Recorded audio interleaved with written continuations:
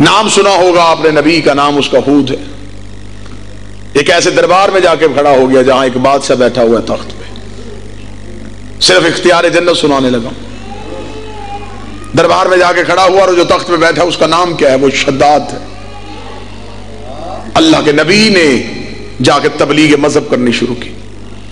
بادشاہ وقت تبلیغ سنتے سنتے کہنے لگا اچھا اگر تو اس کا نبی ہے، تیرے کہنے کے مطابق ہم اسے مان بھی لیں اور جیسا وہ چاہتا ہے ویسا کریں بھی، آخر میں ہمیں کیا ملے گا؟ جسے تقریر کا ابتدائیہ یاد ہے کہ عبادت لالچ کے بغیر ہونی چاہیے۔ اس نے اگر میں تیرے اللہ کو مان بھی جاؤں اور دنیا میں اپنے نفس کو روک لوں ہر غلطی سے، ہر گناہ سے، یہاں بھی میں زندگی گزاروں پابند ہو کے، ملے گا کیا؟ اللہ کے نبی کی آواز آئی جنت سے۔ اس نے کہا وہ کہاں ہے؟ فرمایا وہ مرنے کے بعد ملے گی۔ اس نے کہا اس جنت کی خوبیاں بتا۔ تفسیر قرآن کہتی ہے نبی بتاتا گیا، وہ لکھواتا گیا۔ جب اس نے جنت کی مکمل خوبیاں بتا دی تو اس نے لکھوانے کے بعد کہا اگر ایسی جنت میں بناؤں تو مخلوق کو نہ نظر آنے والا اللہ منوا رہا ہے اس جنت کے لیے، تو اگر ایسی جنت میں بنا دوں تو پھر کیا تو لوگوں سے کہے گا کہ مجھے سجدہ کریں؟ پھر میں بھی یہ کہتا ہوں کہ میں ایسی جنت بناؤں گا اور جو مجھے ماننے گا اسے جنت میں بھیجوں گا۔ اللہ کا نبی تھا، خاموش ہو گیا۔ آواز قدرت آئی، ہود واپس آ جا۔ پلٹ کے وہاں سے واپس آ گیا۔ اس نے کاتب سے کہا جیسا جیسا اس نے لکھوایا ہے مجھے ایسی ہی جنت چاہیے۔ تفسیر قرآن کہتی ہے کہ جنت بننی شروع ہو گئی۔ اس نے خزانے لوٹ لوٹ کے زمین کی تہوں سے خزانے نکال کے جنت پہ لگانے شروع کر دیے۔ جنت کی دیواریں کھڑی ہونی شروع ہو گئی اور وہ عام دیواریں نہیں تھی، کتابیں کہتی ہیں کہ سونے کی اینٹ لگ رہی تھی، کافور کی کے ساتھ اس کا لیپ ہو رہا تھا۔ جنت کی بیرونی دیواریں سج گئیں، اس نے مصنوعی دودھ کی نہریں بنائی، اس نے باغات لگائے۔ یہ قرآن میں پورا واقعہ موجود ہے۔ 100 سال سے لگ بھگ لگ گیا اس کو جنت بناتے ہوئے۔ اس نے وہاں بہترین سونے کی ٹہنیاں اور اوپر چاندی کے پرندے بٹھا دیے۔ جب اس نے دودھ کی نہریں بنائی تو آپ بہتر سمجھتے ہیں کہ دودھ روکا رہے تو اس میں بدبو آتی، اب اس دودھ کو جاری رکھنا تھا، اسے اس پہ رحم آ گیا۔ جبریل سے جا کے کہا جا اس کی دودھ کی نہروں پہ جا کے پھونک مار تاکہ اس میں سے بدبو نہ آئے، تاکہ یہ جاری رہے۔ محنت تو کر رہا ہے، اس کی محنت کا اجر تو ملے۔ دودھ کی نہریں بن گئیں، سونے اور چاندی کی دیواریں بن گئیں، محل بنا دیے گئے، باغات لگا دیے گئے، چشمے بہا دیے گئے۔ اس کے بھانجے کی ایران پہ حکومت تھی، اس نے وہاں سے زمینوں سے خزانے نکال نکال کے جنت پہ لگا دیے۔ زمین کی تہ کے نیچے اس نے خزانہ چھوڑا ہی کوئی نہ، حتیٰ کہ کتابیں کہتی جب خزانہ بالکل ختم ہو گیا اس نے لوگوں کے گھروں میں گھس کے ان کے گھروں سے مال لوٹا۔ اس کے ذہن میں اب ایک ہی آرزو تھی کہ جنت بن جائے، جنت بن جائے، جنت بن جائے۔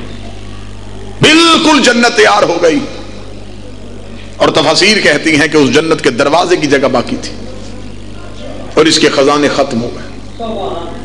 اور آپ بہتر جانتے ہیں کہ گھر میں 5 کروڑ روپیہ بھی لگایا ہو اور دروازہ اچھا نہ ہو تو گھر کی قیمت نہیں ہوتی، کیونکہ آنے والا پہلے دروازہ دیکھتا ہے۔ اس لیے نبوت کے در کا نام علی ہے۔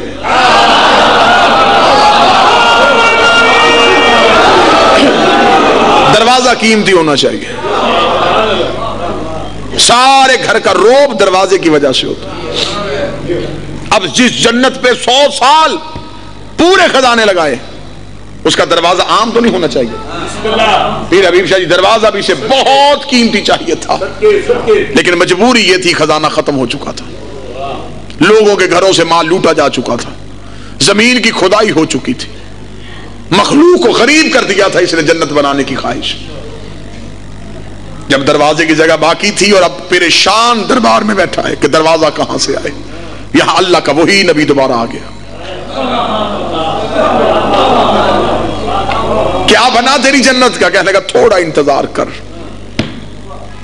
دروازہ مکمل ہونے دے پھر دکھاؤں گا. میں نے خود نہ دیکھی نہ کسی کو دیکھنے دی، دکھاؤں گا تب جب جنت کا دروازہ لگ جائے گا، پھر کھول لوں گا، پھر لوگوں کو دکھاؤں گا میری دنیا میں بنائی ہوئی جنت کیسی ہے. اس کی جنت تو نظر نہیں آتی، میں دکھاؤں گا بھی، میں لوگوں کو وہاں رکھوں گا بھی جو مجھے سجدہ کریں گے. اللہ کا نبی واپس گیا اور چہرے پہ مسکراہٹ ہے کہ اس کی جنت نامکمل ہے. معصومین فرماتے ہیں کہ خدا کو پھر ترس آیا. جبریل لبادہ بشریت میں اس کے دربار میں آ کے کھڑا. اس کا کون ہے؟ فرمایا دروازے بنانے والا مستری.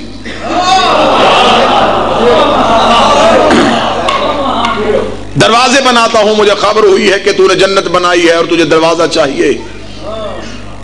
اس کا دروازہ تو چاہیے لیکن دروازے کے لیے میرے پاس قیمت نہیں. کوئی عام دروازہ تو چاہیے نہیں تھا، جتنی بڑی جنت بنائی تھی اتنا ہی بڑا دروازہ چاہیے تھا. جبریل لبادہ بشریت میں کھڑا تھا. اس نے کہا اگر تو کہے، متوجہ ہے نا بات کی جانب. جبریل نے کہا اگر تو کہے تو میں تجھے ایک نمونہ دکھاؤں دروازے کا جو میں نے بنایا. اسے کہا جا لے کے کہاں سے آنا تھا؟ تفاسیر کہتی ہیں اس نے ہاتھ پیچھے کیا اور اللہ کہتا میں نے اپنی سجائی ہوئی جنت میں سے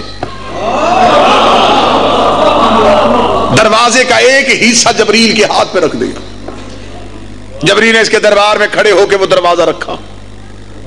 جو ہی دروازے کو دیکھا یہ اٹھ کے کھڑا ہو گیا. اس کا میری بنائی ہوئی جنت میں اس جیسی ایک بھی چیز نہیں. اتنا خزانہ لگایا اور لیکن میری جنت میں ایک بھی چیز ایسی نہیں. جبریل نے مسکرا کے فرمایا وہ بندوں کی بنائی ہے، یہ اللہ کی بنائی ہے. بندوں کا بنایا ہوا مدت بھی لگ جائے، اللہ کے بنائے ہوئے کی برابری تو کر نہیں سکتا. بے شک یہ دروازہ ہے، اگر تو خریدنا چاہے تو میں بیچتا ہوں. جنت کی طلب اس کے دل میں اتنی تھی کہ جنت سج جائے سج جائے سج جائے. آپ یقیناً ہر ایک شخص اپنے گھر بھی بناتا ہے. گھر جب اختتامی مراحل میں ہوتا ہے نا تو ہر انسان کی خواہش ہوتی ہے کہ جلدی جلدی مستری گھر سے باہر جائیں. ایسا ہی ہے نا، اتنی جو محنت کی ہے اب جلدی جلدی گھر بن جائے تاکہ میں مہمانوں کو بلاؤں، عزیز و اقربا کو بلاؤں، دوستوں کو بلاؤں اور دکھاؤں. یہ بھی یہی چاہتا تھا کہ اتنی محنت ہوئی ہے جلدی جلدی دروازہ لگ جائے. تفاسیر کہتی ہیں کہ جبریل نے کہا دروازہ خریدنا چاہے گا لیکن دروازے کا حصہ ایک تھا، دروازے چاہیے تو دو. اس کا ایک حصہ ہے، اس کا اس سے ہر صورت میں خریدوں گا. قیمت جبریل نے کہا آدھی جنت. جو تو نے بنائی ہے نا یہ جنت آدھی کی ملکیت مجھے دے. دروازہ تو اس کا ایک دروازہ ہے تو دوسرا کہاں سے آئے گا؟ اس نے فرمایا جس نے ایک دیا ہے. خواہش بتانے لگا ہوں اور اختیار بتانے لگا ہوں. خواہش میں اور اختیار میں فرق کیا ہے؟ مجلس کی ابتدا میں نے یہ کی تھی کہ اگر عبادت کی جائے صرف قربت کے لیے تو پھر وہ اپنی مرضی سے نوازتا ہے. اگر اسے ہدف دیا جائے کہ مجھے یہ چاہیے تو پھر انسان کی خواہش میں اور اس کے اختیار میں فرق کیا ہے؟ ایک دروازہ ہے، دوسرا کہاں سے آئے گا؟ اس کا جس نے ایک دیا ہے وہ دوسرا بھی دے گا. اس کا دوسرا مغوا پہلے دکھا، دوسرا آیا اس جیسا ہی خوبصورت. اس کا دونوں دروازے لوں تو قیمت. جبریل نے کہا پوری جنت. ایک دروازہ آدھی جنت، دو دروازے ساری جنت. مسکرا کے کہنے کا 100 سال ہو گئے مجھے محنت کرتے ہوئے، جنت تجھے دے دوں تو میں نے پھر کیا بنایا؟ جبریل کا پھر میں جاتا ہوں رکھ بغیر دروازے کی جنت ادھوری رہ جائے گی، کوئی اس کی طرف منہ ہی نہیں کرے گا. اس کے مشیروں نے کہا خرید لے، ابھی سے قتل کر دیں گے، ہم نے کون سا اسے جنت کی ملکیت دے دینی ہے؟ اس سے خرید، اسے قتل کرے. جبریل نے ہاتھ میں کاغذ کا ٹکڑا دیا، اس پہ لکھ کے دے کہ جنت میری. مشیر نے کہا لکھ دے، اس کے ہاتھ سے ابھی چھین کے اسے قتل کر دیں گے، دروازہ تو خریدیں۔ کتابیں کہتی ہیں اس نے یوں دستخط کی اور مہر لگا کے کاغذ حوالے کیا، دروازہ وہیں کا وہیں رکا۔ دروازے کا رکنا تھا، سپاہیوں کا دوڑ کے پکڑو، اسے پکڑنا تھا، جبریل آنکھوں سے اوچھل۔ اسے کہا اچھا ہوا خود ہی چلا گیا، قوم جنات سے تعلق ہوگا، مجھے ڈھونڈنا پڑنا تھا۔ اب دروازہ تو مجھے مل گیا، دروازے کو ہاتھ رکھنے لگا تھا، اللہ کا نبی دربار میں دوبارہ آ گیا، آواز دیکھنے لگا ابھی مجھے اللہ نے وحی کی ہے، اس نے کہا یہ دروازہ میں نے بھیجا تھا، اور جو لے کے آیا تھا وہ دروازے بنانے والا معمار مستری نہیں تھا، وہ اللہ کا بھیجا ہوا فرشتہ تھا جو تیرے دربار میں دروازہ رکھ کے گیا ہے۔ خدا نے کہا 100 سال لگ گئے ہیں تجھے زمین سے خزانے نکال نکال کے اپنی جنت بنانے کے لیے، اور تیری جنت میرے جنت کے ایک دروازے میں تل گئی ہے، تیری جنت میری جنت کے ایک دروازے میں تل گئی ہے، اور اس دروازے جیسے ہزاروں دروازے میں نے حسین کی جنت میں سجائے ہوئے ہیں، اس دروازے جیسے ہزاروں دروازے میں نے حسین کی جنت میں سجائے ہوئے ہیں۔ اب تلاگنگ کا مجمع سوچ کے فیصلہ کرے، جس جنت کا ایک دروازہ شتاب کی پوری جنت توڑ گیا، اس حسین نے وہ پوری جنت ماتمی کے آنسو میں توڑ دی۔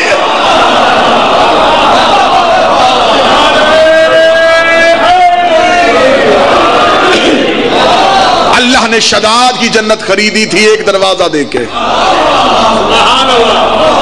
اللہ نے شداد کو اس کی اوقات بتائی کہ تیری جنت میرے دروازے کے آگے تل گئی، میرے پاس ایسی ہزاروں دروازے ہیں جو میں نے جنت میں سجائے۔